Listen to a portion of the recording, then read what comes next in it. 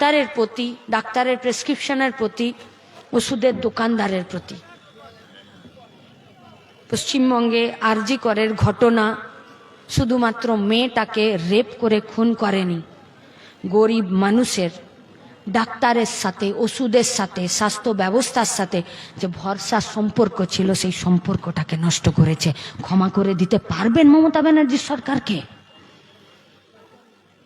কিন্তু শুভেন্দু অধিকারীর মুখে রেল বিক্রি করা, বিএসএনএল বিক্রি করা, এলআইসি বিক্রি করা, ব্যাংক বিক্রি করা, কলিয়ারি বিক্রি করা, পেট্রোলিয়াম খনি বিক্রি করে দেওয়ার কোনো কথা পাবেন? কিন্তু দেখুন, সীমান্তে পেট্রোপোলে গিয়ে এমন দৌড় করছে, মনে হচ্ছে যেন শুভেন্দু অধিকারী হাই জাম্প দিয়ে বাংলাদেশে চলে যাবে আর সংখ্যালঘুদের উপরে আক্রমণ সে বন্ধ করে দেবে। আরে गुजरात पर क्या हुआ, उस पर बात बोल सकोगे तुम? उत्तर प्रदेश में क्या हुआ उसके बारे में आप बोल सकोगे? मालदार পরিযায়ী শ্রমিক মুসলিম গিয়েছিল মহারাষ্ট্রে কাজ করতে, কুপিয়ে কুপিয়ে তারপরে তার গায়ে পেট্রোল ঢেলে খুন করে দিল। বলতে পারবে এ পশ্চিমবঙ্গে সংখ্যালঘুরা, এ ভারতবর্ষের সংখ্যালঘুরা, তারা তোমাদের দৌড়াতে তারা নিরাপদ আছে? বাংলাদেশ দেখে তোমার খুব কান্না বেরোচ্ছে, কিন্তু ভারতবর্ষের জন্য তোমার কোনো কথা নেই। একই গোডাউনের মাল। शुभेंदु अधिकारी के सामने रेल था, बीएसएनएल था, पेट्रोलियम था, कोयला था, बेच दिया। और ममता बनर्जी के पास रेल बेचने के लिए नहीं था, पेट्रोलियम बेचने के लिए नहीं था, শুধুমাত্র হসপিটালের মুর্দা ঘরে কিছু লাশ ছিল, সন্দীপকে দালাল করে ওই লাশগুলোকেই বেচে দিল। আপনি ভাবতে পারেন মর্গে থাকা ডেড বডির সাথে সহবাস করিয়ে ব্লু ফিল্ম বানিয়ে মমতা ব্যানার্জির ডাক্তাররা বিক্রি করেছে।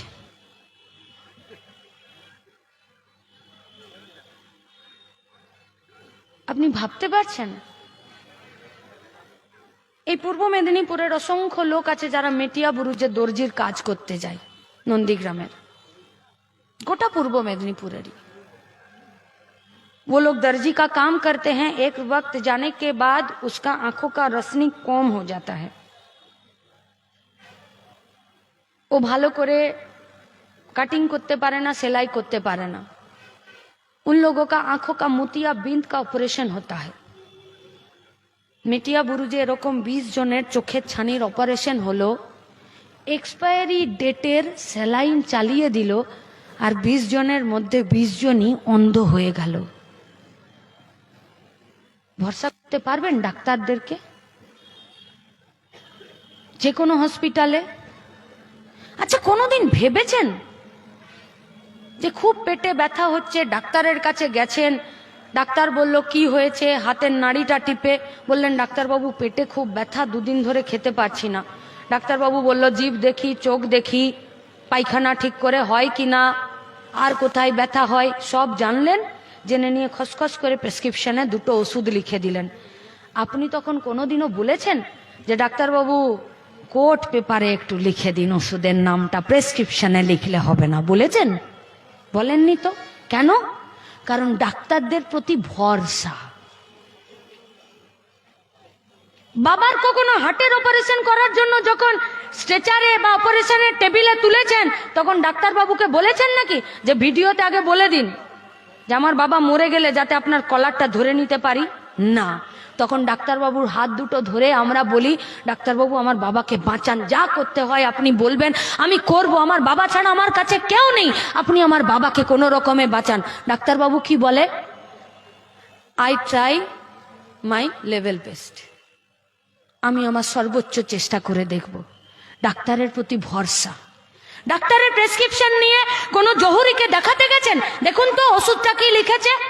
ওষুধের দোকানে গেছি, প্রেসক্রিপশন দিয়েছি, বলেছি ওষুধ 2টো দিয়ে দিন। ওষুধের দোকানদার বলেছে দাদা দেখুন এই কম্পোজিশনের ওষুধটা পাওয়া যাচ্ছে না, একই ওষুধ অন্য কম্পোজিশনে আছে, অন্য কোম্পানির, দিয়ে দিন। ঠিক আছে দিয়ে দিন, চলবে তো? হ্যাঁ চলবে। কোনোদিন বলেছেন? ভরসা। ডাক্তারের প্রতি, ডাক্তারের প্রেসক্রিপশনের প্রতি, ওষুধের দোকানদারের প্রতি। পশ্চিমবঙ্গে আরজি করের ঘটনা শুধুমাত্র মেয়েটাকে রেপ করে খুন করেনি, গরিব মানুষের ডাক্তারের সাথে, ওষুধের সাথে, স্বাস্থ্য ব্যবস্থার সাথে যে ভরসার সম্পর্ক ছিল, সেই সম্পর্কটাকে নষ্ট করেছে। ক্ষমা করে দিতে পারবেন মমতা ব্যানার্জি সরকারকে? কি বললো? বললো 9 তারিখে যে যে ডাক্তাররা এই সমস্ত জায়গাতে দেখতে পাওয়া গেছিল আমরা সবাইকে সাসপেন্ড করছি। কেন? না তদন্ত চলছে। এই তদন্ত যতদিন চলবে, যতদিন না পর্যন্ত কোনো নিষ্পত্তি হচ্ছে, এরা সব সাসপেন্ড থাকবে, এরা কাজ করবে না, পারবে না কাজ করতে। নভেম্বর শুরু হলো, কেউ শাস্তি পেল না, বিচার শেষ হলো না। সাসপেন্ড হয়ে যাওয়া ডাক্তাররা, কাজ থেকে সরিয়ে দেওয়া ডাক্তাররা, তারাই মেডিকেল বোর্ডের মিটিং ডাকলো। আপনি ভাবতে পারছেন?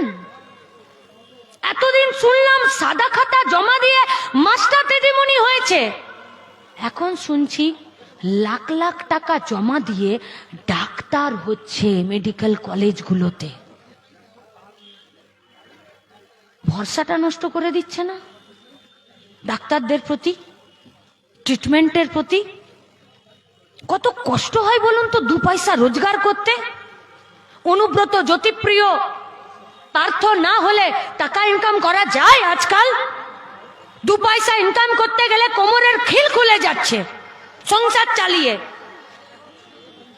গরিব মানুষ সবার আগে যেখানে সব থেকে কম পয়সা খরচ করতে চায়, বলে ছেড়ে দে, আজকে পেটে ব্যথা হচ্ছে, আজকে ওষুধ কিনবো না, কাল কিনবো, দেখে নি জ্বরটা যদি কমে যায় ওষুধ খাবো না, কিনবো না, হসপিটালে ভর্তি হব না। সব থেকে কম পয়সা খরচা করে হসপিটালে, ডাক্তারে, ওষুধে। সেই পশ্চিমবঙ্গে একটি ডাক্তার, একটি মেডিকেল কলেজের প্রিন্সিপাল, সে মর্গে থাকা ডেড বডি বেচে দেয়, কিংবা মর্গে থাকা ডেড বডির সঙ্গে সহবাস করিয়ে পর্ন ফিল্ম বানিয়ে বাজারে বিক্রি করে, আর নইলে এক্সপায়ারি ডেটের ওষুধগুলোর উপরে লেবেলটাকে তুলে দিয়ে আর নতুন কারেন্ট ডেট লিখে আর বেচে দেয়।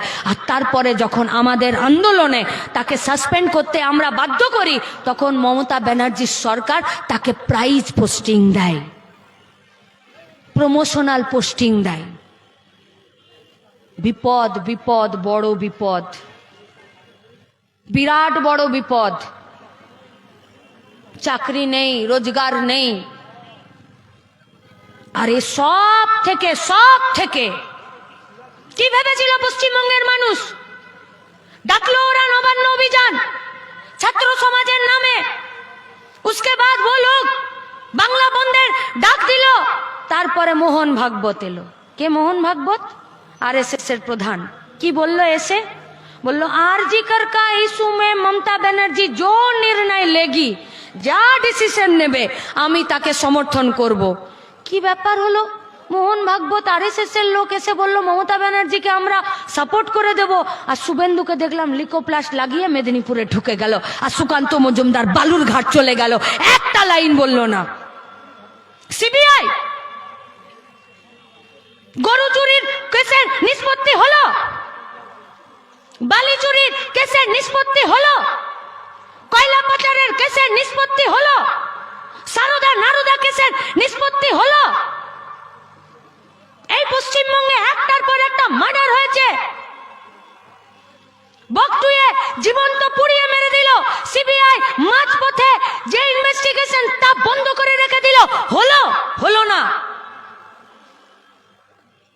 আমাদেরকে বলল যে সিবিআই তো নিয়েছে, এবার তো আপনারা শান্ত হন। আমরা বললাম যে সিবিআই ফিরে নিজেদের বিশ্বাসযোগ্যতা ফিরে পাবার জন্য জায়গা পেয়েছে পশ্চিমবঙ্গের মানুষের বিশ্বাসযোগ্যতা অর্জন করার। দেখিয়ে মমতা ব্যানার্জির তৈরি করা উঠোনেই সিবিআই নাচছে, তার বাইরে যেতে পারছে না, কাউকে আর ধরতে পারলো না। তাহলে সিবিআই তো কেন্দ্রের সরকারের, সিবিআই তো বিজেপির, সিবিআই তো শুভেন্দু সুকান্ত মজুমদারদের, সিবিআই তো দিলীপ ঘোষদের।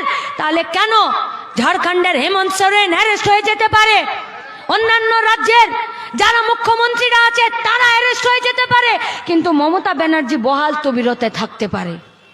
আরে মমতা ব্যানার্জি দেখতে ভালো বা খারাপ, শুভেন্দু দেখতে ভালো বা খারাপ, তাতে আমাদের কিছু যাই আসে না, কিন্তু ওদের নীতিতে, ওদের দুর্নীতিতে, ওদের অপনীতিতে আজকে আমাদের দমটা বন্ধ হয়ে আসছে।